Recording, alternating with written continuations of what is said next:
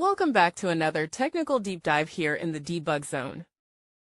Today we're tackling a big question and breaking it down with insights from other users.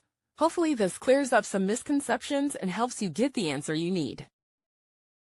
So buckle up, stay a little curious, and let's jump right in.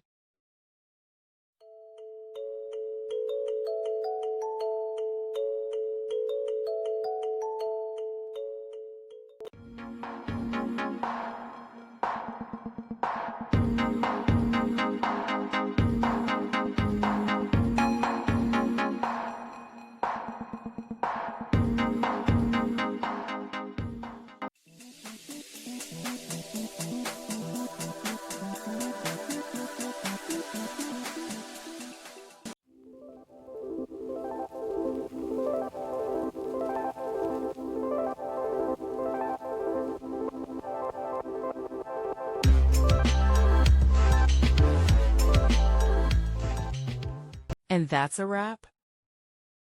I hope you found the answer you were looking for. If you did, take a second to hit that subscribe button. It really helps out.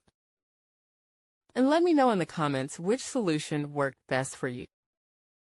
See you next time in the debug zone.